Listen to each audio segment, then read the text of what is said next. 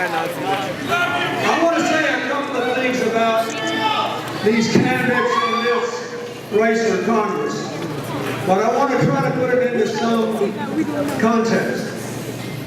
If you look at the campaign that's being run against Pete Gagg, it's your basic standard Tea Party deal. The government would mess up the two-car parade, and God is on my side. Isn't that basically what they're saying? I don't want to get into a religious dispute, but the Bible that I read said that the only time Jesus got really angry was when he had to run the money changers out of the temple.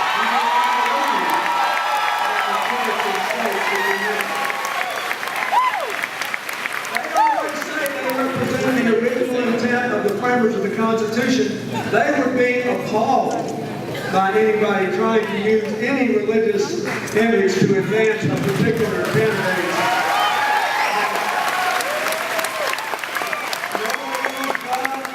Nobody owns the flag. Nobody owns love for America. The question is who's right and who's wrong. Pete Gagg is right.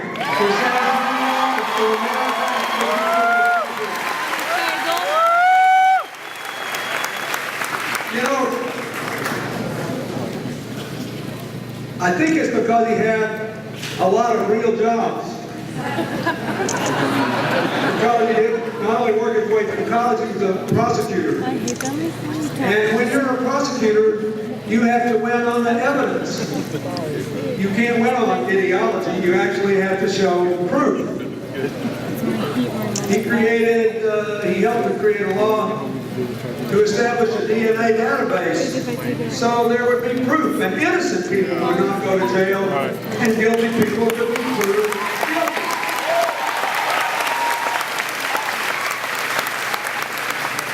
Sometimes I think only in Washington, D.C. is ideology more important than evidence. But in your life, the evidence matters, and you should send an evidence-based candidate to the United States Congress. You should elect people.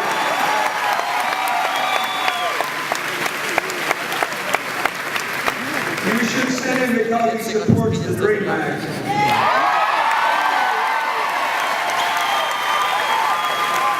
You should send him because he supported President Obama when he said young people who were brought here as children, who weren't documented, who wanted to go to college or serve in the military should be able to stay here and serve there.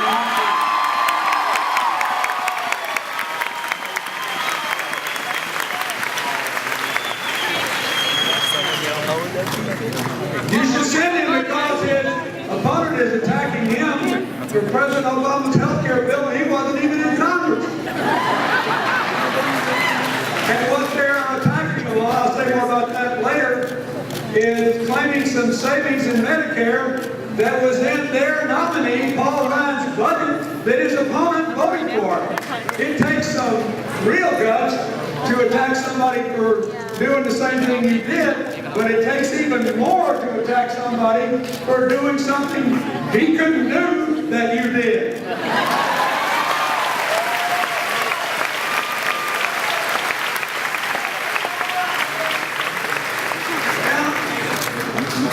Now, I want to say something about Joaquin Castro.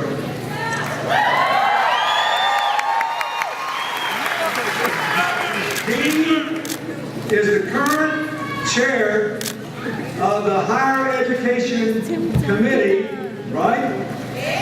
In the Texas Senate. Now, why does that matter? Because President Obama told us a couple of days ago that the country is in the grip of a massive public health crisis called amnesia.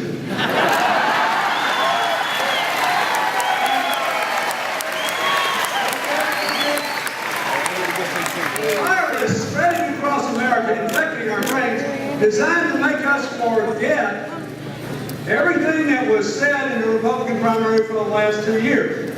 So that the current campaign goes something like this. Hey, vote for me, I fix things. Obama, oh yeah, we left it a mess. But it's not all fixed. So vote for me. Okay, where's your budget? Don't worry about that. Forget about the details. I fix things. But President Obama has a budget and the numbers add up. Oh, well, I fix things.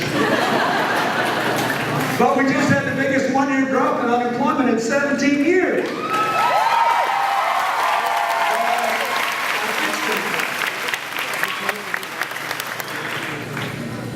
But these two totally non-political expert economics groups just said if we don't mess up what he's doing, we'll get 12 million jobs in the next 4 years.